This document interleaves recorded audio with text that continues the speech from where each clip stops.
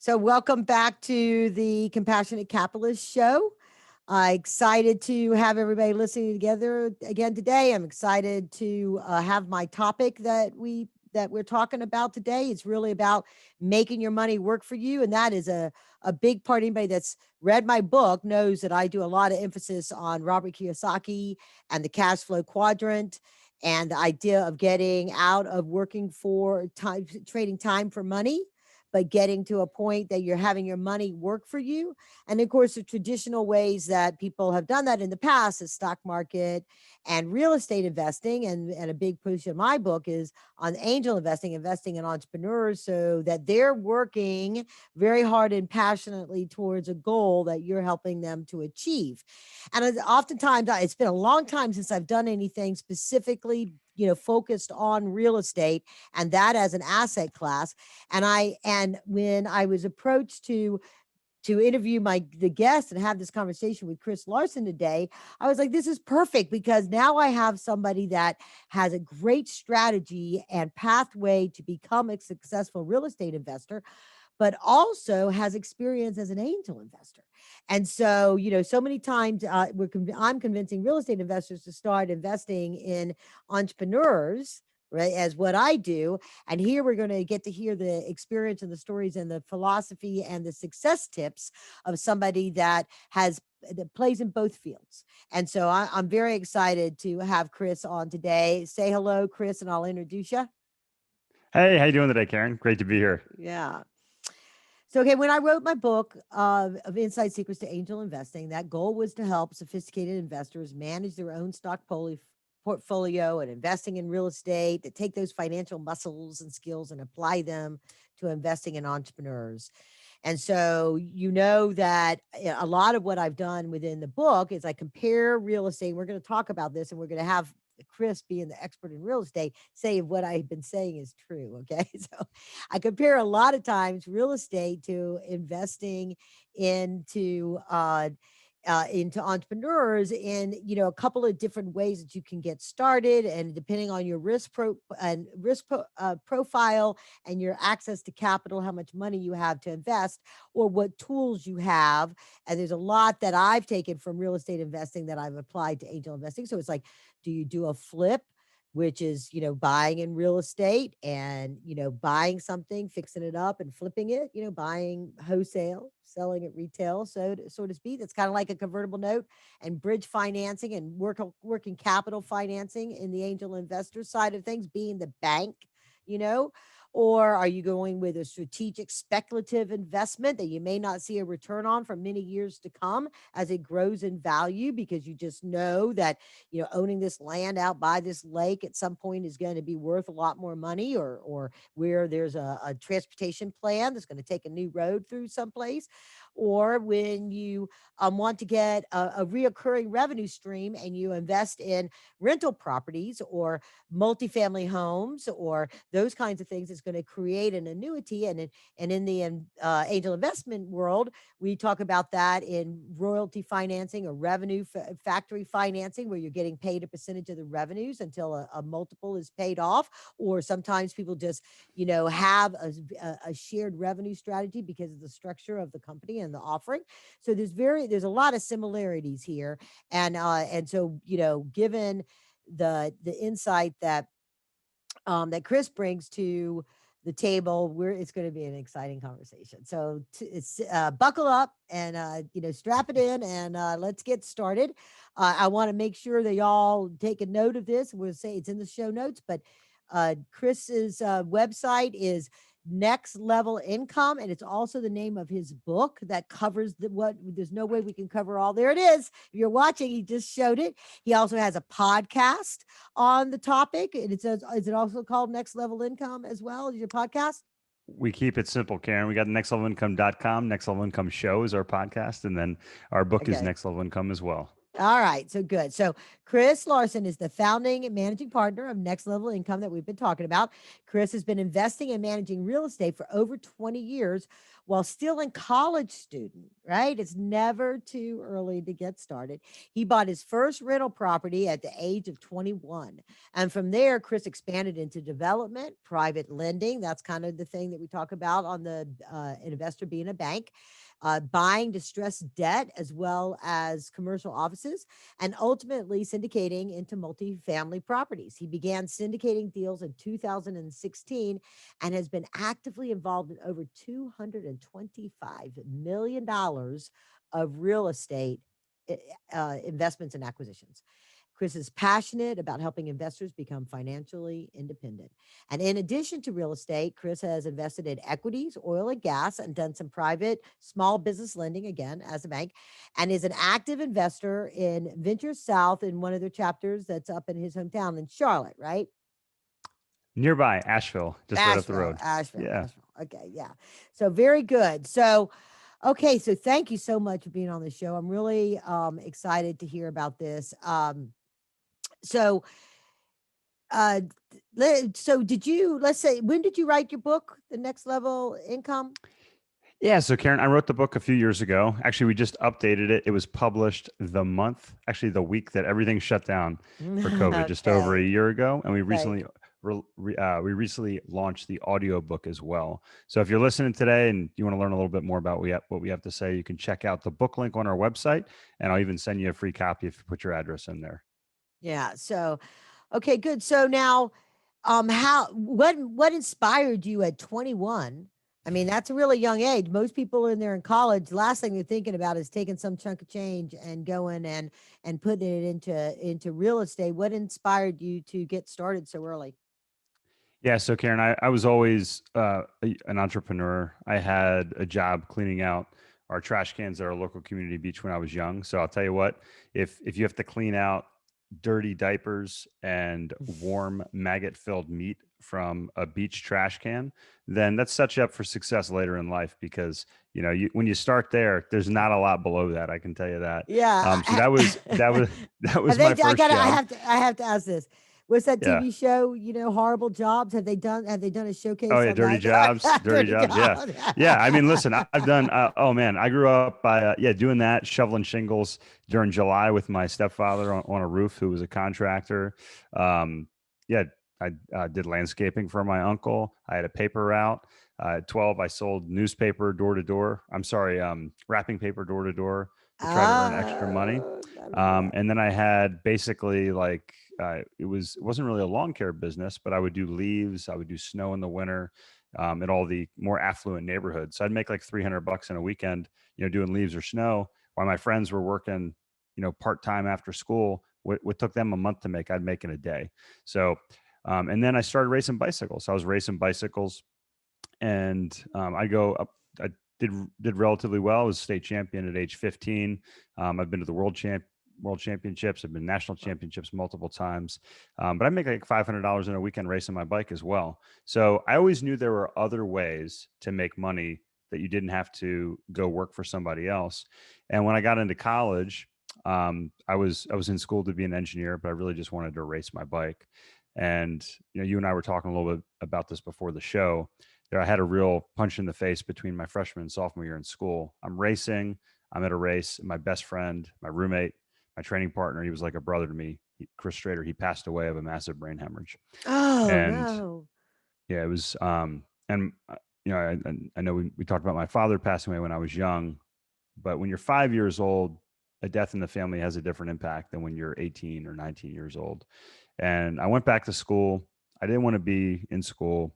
My grades really suffered, but I just jumped on my bike every day and I poured my heart and soul into that. That was my therapy. But after a year of that, I realized that even though I was successful, I was winning a lot. My team actually went pro right after I quit, but I realized I wasn't happy. And I came back to school after that next summer after my friend passed away, and I quit racing my bike. But I'd started a Roth IRA.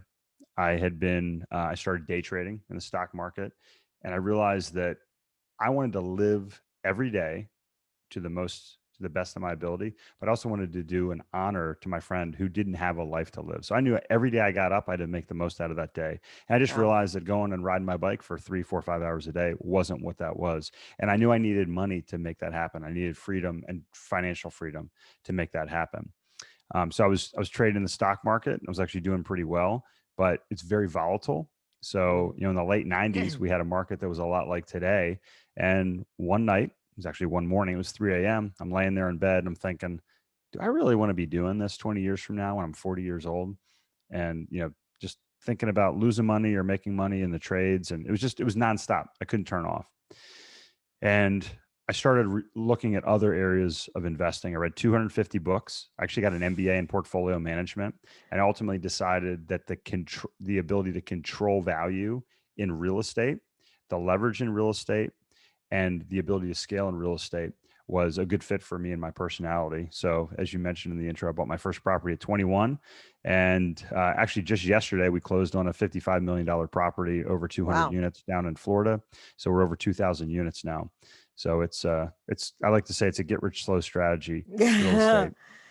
Yeah. Well, yeah, and if you start as young as you did, then it's you're not too old. Never too old. If you're listening, thinking, "Well, this isn't for me," that's not true. I talked to a 45-year-old doctor today, and he's like, "Oh, I'm so behind. I'm so behind the curve." And here he is. He's making hundreds of thousands of dollars a year. He's got stuff set up with life insurance and different investments, and he feels like he's behind the curve. So if you're listening, you can. No matter where you are, I'm the same way. You always feel like you could have done something sooner, faster, better. And that's why it's important to listen to shows like yours, Karen, because Yeah. you realize you can learn from other people and accelerate and flatten that learning curve. Right. Exactly.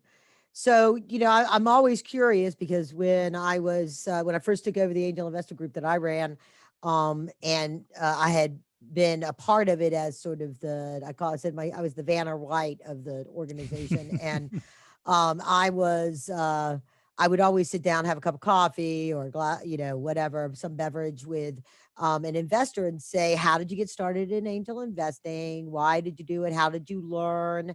Those kind of things, and I always was dumbfounded that the most common answer was, "Well, a friend invited me. I invested in this company. I lost all my money in that investment. I made five more investments, and on the fifth investment, I actually, figured it out and made money." And I always thought that's a horrible way to learn how to be an angel investor. Is to learn by losing. You got to have some serious fortitude to do that. So, Absolutely. that's why I wrote the book. And folks that are watching, it's the book behind me.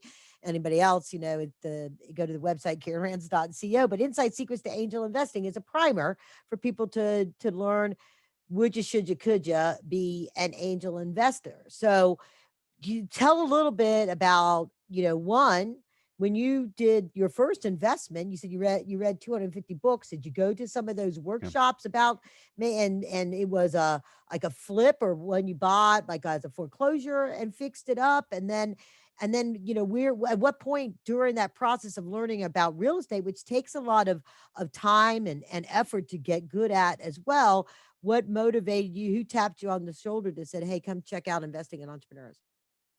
Yeah, so it took me a long time to get to the point of investing in different angel investments. So, and I tell people, I didn't realize when this was about 10 years ago, I thought accredited was you had to have an income of over $200,000 and a net worth of 1 million.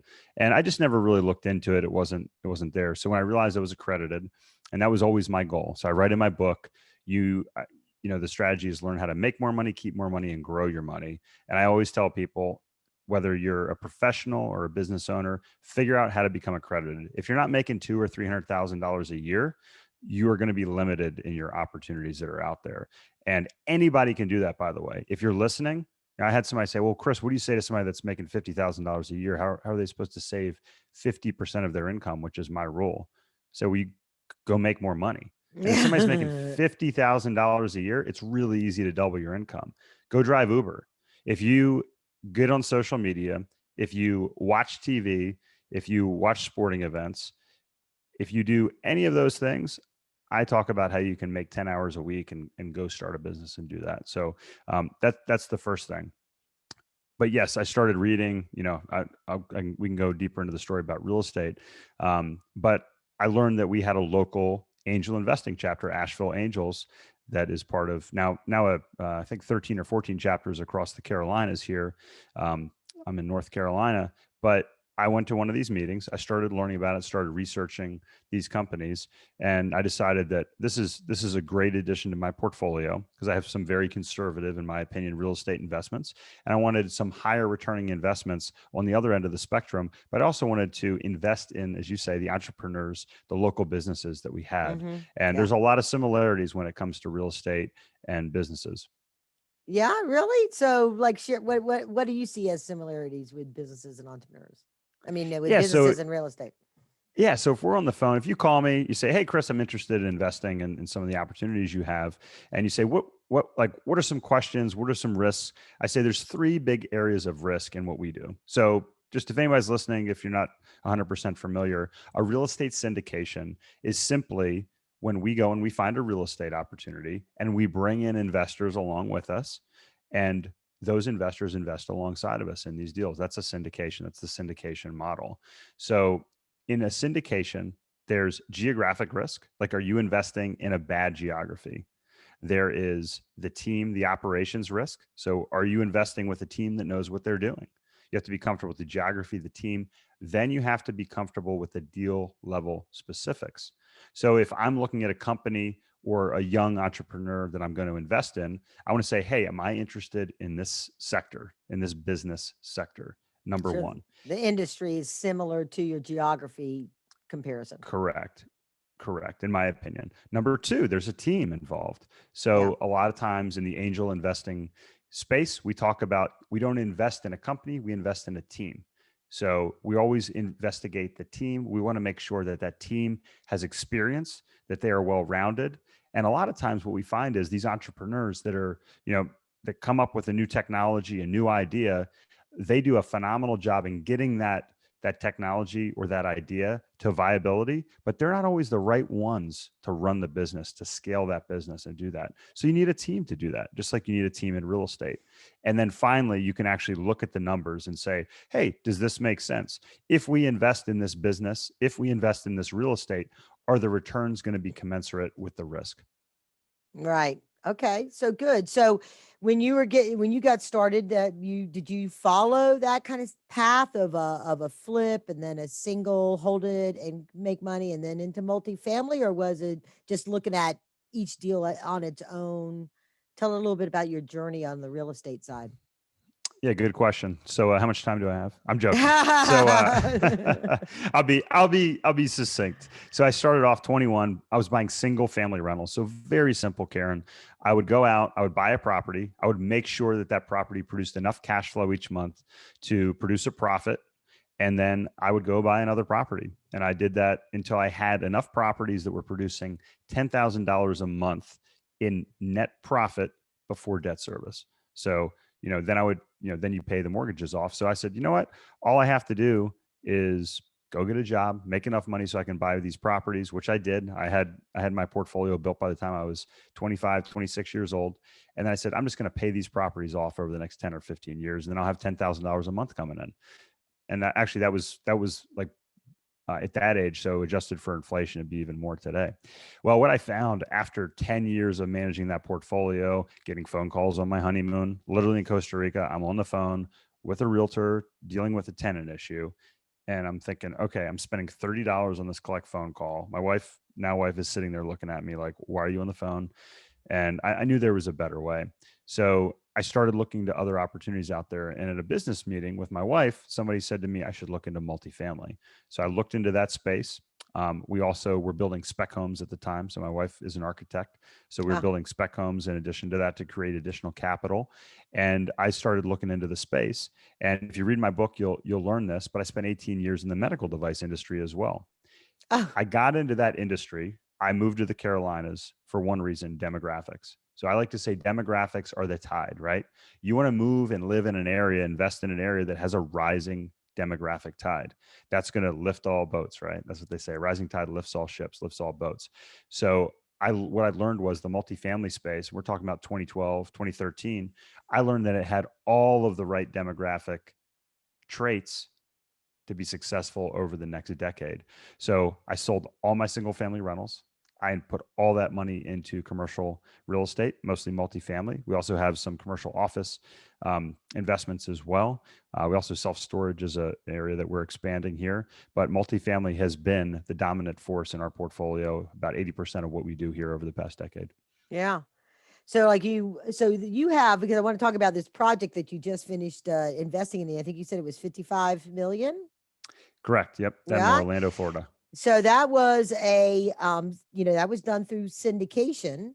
So in the Absolutely. nature of just becoming successful and doing this, and you just naturally develop partners that you can co-invest in, or how did you create your syndication?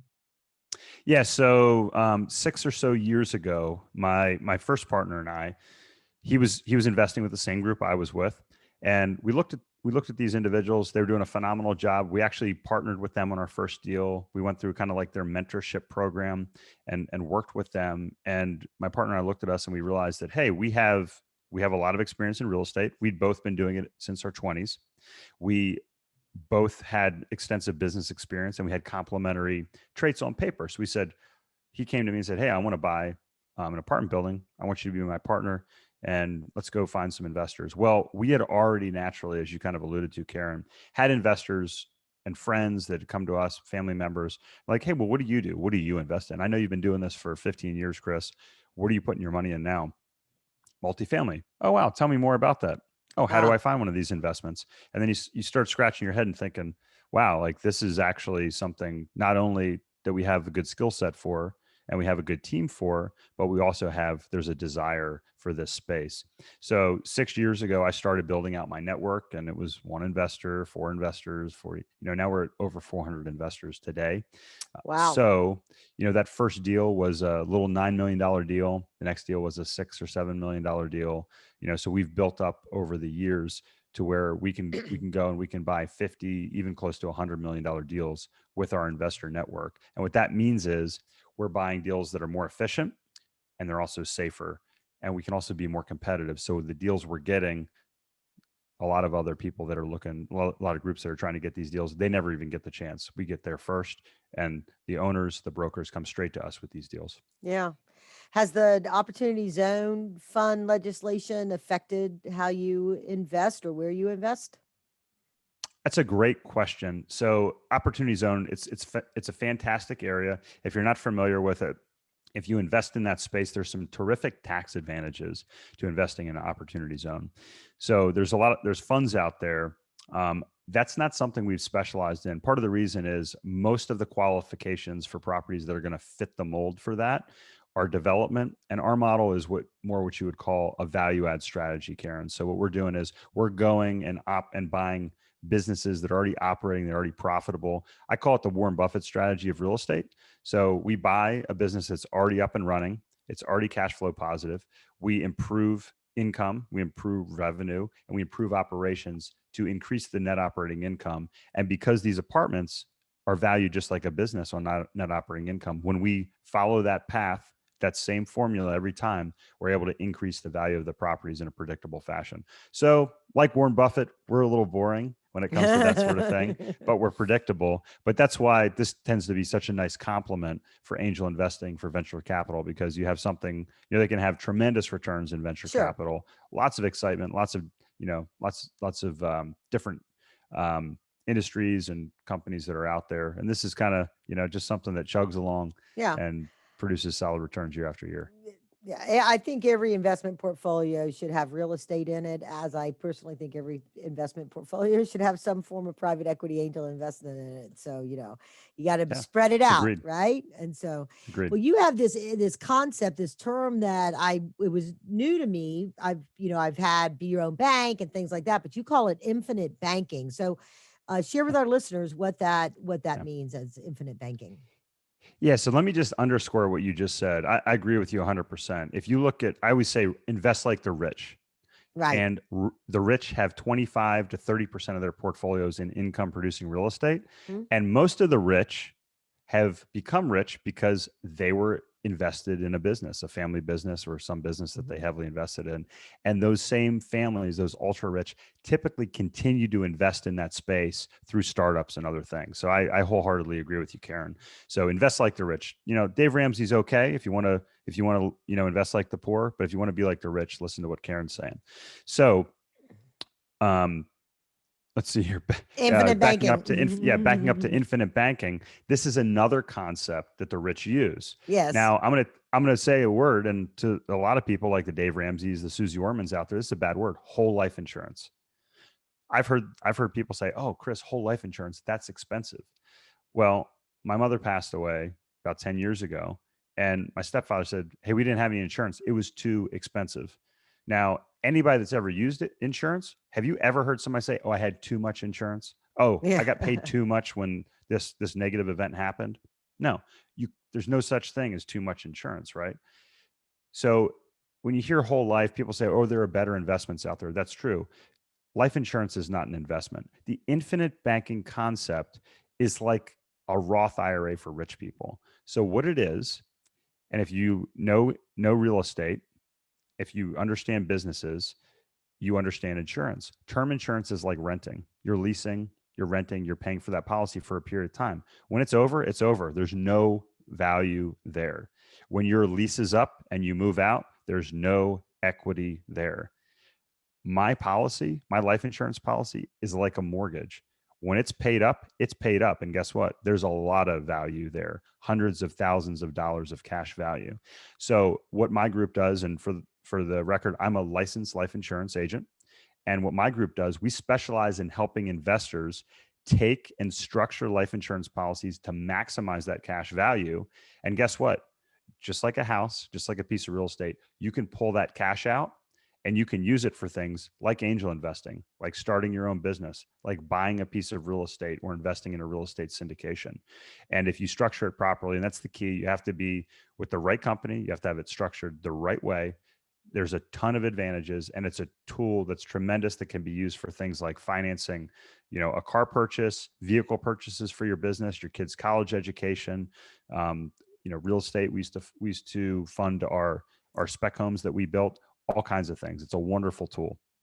So is it how does it differ from a self-directed IRA or a Roth IRA that when you invest in real estate, for example, or you invest in like the revenue cycle management, revenue financing on a thing, that the income from that goes back into that That's right. investment vehicle and Mhm. accumulates, post tax, so it's after tax income, and that's one of the real benefits of that. Pre-tax, pre-tax.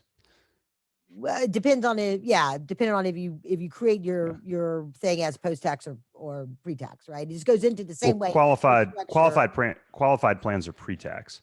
Yeah, Whereas, so that's a big difference is if you structure these life insurance policies, they're right. post-tax. Oh, okay, So yeah, that's yeah, post tax. Okay, okay, okay. yeah. Yeah, So when you pull money, and so that's one of the cool things. You can do the same thing. So there's a funding period. So if you start one of these policies, unless you pre-fund it, so it's kind of like it's very similar with a qualified plan, an IRA, 401k, where there's if you're investing every month, if you're paying down a policy every month, it takes a while for those funds to build up. And once those funds are built up, then you can use them.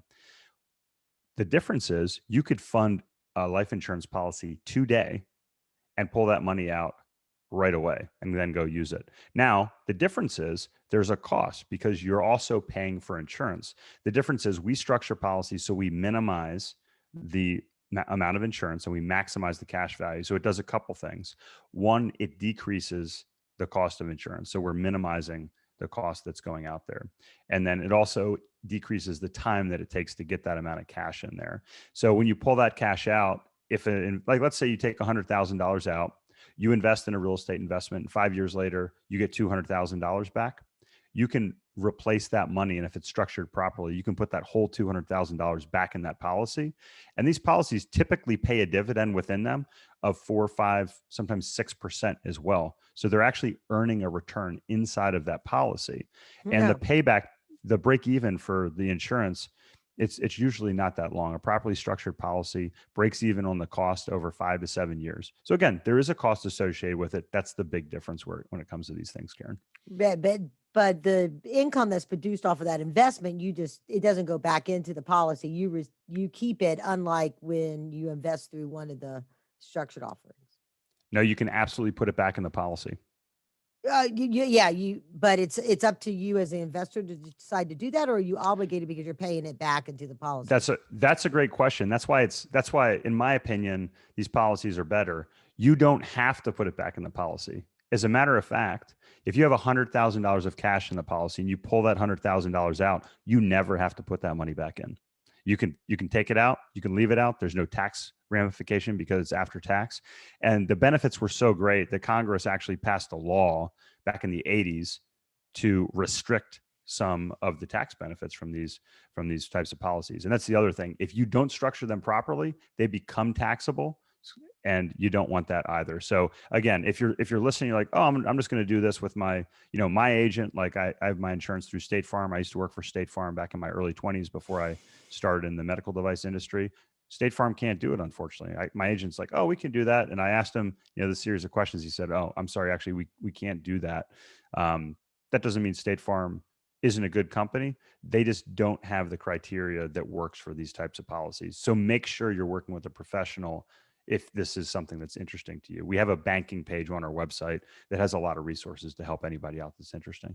And that's why, again, nextlevelincome.com to go get that information. So, you mentioned earlier about a team, and you're looking at a team as part of something when you're making an angel investment. But team is Absolutely. also really important when you're deciding about different investments. And so, like, on the angel investor side, we always say never go it alone. Not only do you want to have professionals, you want to have somebody that's on an accounting side of stuff to be able to look at financials, look at forecasts, and be able to interpret those. You want legal, somebody that can assess the legal issues. Do they have all the proper documents? Do they have any potential gaps that could hurt you down the road because of something they neglected to do? Are they doing best practices? There's industry experts on stuff within a particular sector. Always good to be part of a group like what you're in Venture South, because you have different people's industry knowledge, different people's life experiences that come together to help mitigate the risk, because you've got more brains looking at something and experience and looking at something. So when it comes to real estate, is there a team kind of approach to deciding and putting together real estate investments similar to what I just described? Yeah, so you're exactly right. And that's exactly what we do. We have a due diligence team in our angel investing group. And, we raise our hand if we're a good fit. So I've been on some of those teams for, pharmaceutical companies, medical device companies that are within there, because that's my background. Also real estate. So, but our real estate team, what we do, we're split up. We have an acquisitions team. So that acquisitions team is actively underwriting deals. So if you haven't heard that term before, that simply means going through the financial metrics. They are going to look at a property and see, hey, does this check the box? Does this make enough sense for us to spend the time to see if it's a good deal? And then they're going to tour the property. They're going to see, what issues there may be. Our head of our acquisitions team has a contracting background. He was a builder. He also was a commercial insurance underwriter. So he not only knows what it takes and who it takes to fix these problems, but he also knows what it costs from a commercial level. We have a financial team. So that financial team they're also going to participate in the advanced underwriting. So after that first level, they're going to be underwriting the property down to the penny, down to the month, down to the day when it comes to the financials. They're going to be securing financing as well. So he was leading up our transition into this property that we closed on yesterday. He's wiring the funds, handling all that. He also handles things like the insurance side of things, taxes, insurance, all the financial pieces. And he has a background. He was a consultant with Deloitte and Touche, traveled all over the world, working for massive Fortune 500 companies all over the world, dealing with their finances. So, dealing with $1 billion portfolio is very comfortable for Danny, who's dealing with that. And then we have our investor relations and our capital team. So this team, which I'm a part of, it educates investors. It goes through. Also, we take part in the underwriting. So that's the common theme here. Everybody's kind of checking everybody else's work, saying, "Hey, does this make sense? Does this make sense? Does this make sense?" But then we're also monitoring, dealing with investors on a day-to-day basis, making sure that they understand what we're doing. And oh, by the way, after we buy a property, after we close on a property, we continue to communicate with those investors on a monthly basis when and also whenever there's any substantial developments within a property, if we sell it, anything like that. So we're dealing with Yeah. that. So we're broken up into 3 different parts of the team, but absolutely everybody has their part. We're always out there honing our craft and continuing to improve. Well, that's a real benefit for any investors that don't have their own team, or don't have the time, the cycles, whatever, sort of similar to when you were getting started, because you have clearly built a comprehensive approach to doing this, and that's part of your success. When you were first getting started, did you have any of those additional kind of resources, or did you just sort of really, do it all yourself, or was there a vendor that had like coached you in some of these things or something? Because that could be sort of that I have a friend of mine that he loves to just go look through, and he was like, oh yeah, this one's got good bones, right? Yeah. And they provide those kind of things. And for that's like they look to see if there's going to be any major problems. And they got problems with plumbing, they got things that are going to end up being money sucks when you're trying to get it ready to Yeah. make the income that you're buying it for. So how did you some of that training taught you how to do these teams, and you kind of put it together, or talk about a little bit how you evolved over time to having the great resources that you have now in your company at Next Level Income. Yeah. So if you're listening thinking like, I can just do this myself, why would I want to invest with somebody else? The truth is you can, but there's a learning curve. There are mistakes that'll be made, and you're the one that's going to be paying for those mistakes if you're doing it all yourself. You can always go faster with a team. That's what I always say. You can always go faster with a team. So we started off, my first partner and I, we started off working with the group that we invested with, and they came on board with us basically as consultants to look over our shoulders and say, oh, did you check this? Did you check that? And make sure that we were checking all the boxes, doing all the right things. By the way, if you want to go get a loan for a $55 million property, Fannie Mae, Freddie Mac, these private lenders, they're just not going to give it to anybody. You have to have the experience, because they want to know that if they take that property back over, they want to know it's a good property. They also underwrite that deal. So you've heard that term now 4 times, all 3 of our teams, as well as the lender. And we call the lender our biggest investor for that reason. So absolutely, we worked with a group that started out there, Karen, and then the group I work with now, we modeled our team structure, everything that we do over after the best companies that are out there. So, it's great that you have the resources that you have, but you know how people are. They want to, go local or something like that. So, what would you offer up as a one way? You don't just open up, this was about to say open up the phone book, but you don't just Google real estate invest, near me, right? So how do you I mean, one way we do down here, and it may be the same with the Real Estate Investors Association. You go and you find people that you can kind of form a team. I've seen that approach. That's how I've gotten in some of the folks that I've co-invested with and things like that.